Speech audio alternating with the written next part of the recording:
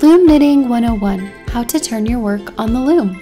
For today's tutorial, you will need a knitting loom. Today we will be using the Kiss regular gauge knitting loom with one spacer in between the pins and the pegs, your knitting tools, and a ball of yarn. Today we will be using Manos Maxima worsted weight 100% merino wool in the color Chamomille. There are multiple ways you can turn your work when you are working a flat panel, like a blanket, on the loom, and they all create a slightly different look.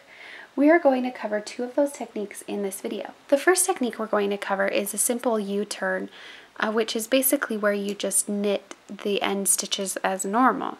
So in this example, first we're going to show you how to turn on a knit stitch. So I've already knitted this last stitch here, and now I want to start working back this way. You're going to bring your working yarn around the outside edge of your work, back and front, coming across towards the stitches you want to work now, and then you're going to knit it as normal.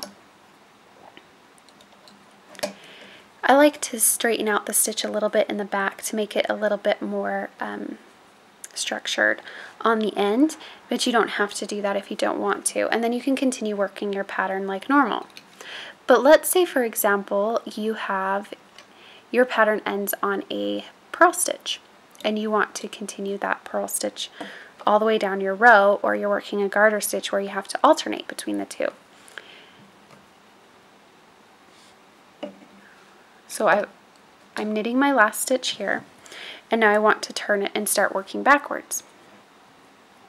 You're going to bring your yarn around the outside edge just like before, and then you're going to scoop back underneath this stitch, scoop up your working yarn just like with a regular purl stitch, and then purl.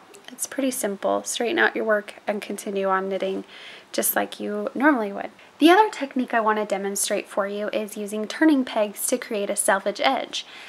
When you create a selvage edge, you'll basically add 2 stitches, one on each side of your work. So these stitch markers are marking the inside, the number of stitches that I wanted my pattern to have, and then these are my 2 turning pegs.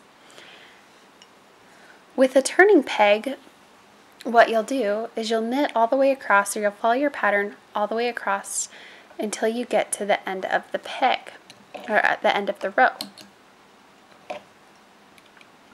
Once you've gotten to the last stitch on your row, so I've knitted this stitch and I haven't knitted this last one yet, you're basically going to skip the first stitch on each row every time you knit. So once I'm at the end, I'm going to knit this stitch.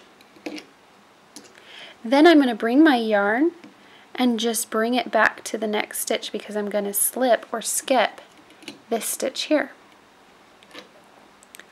And then I'm going to continue across again just like before until I get to the last stitch on the row. Alright, so I've worked my stitches all the way across to the second to last peg on my row, and I'm going to use my turning peg again. And so I'm going to knit the stitch, and then I'm going to skip it and go straight on to the next stitch. So basically each row you're going to skip this turning peg on each row.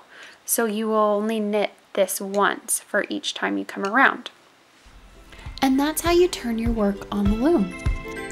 Want more loom knitting tutorials? Don't forget to subscribe to our channel and follow our blog at vintagestorehouse.com to get new videos and posts sent right to your inbox.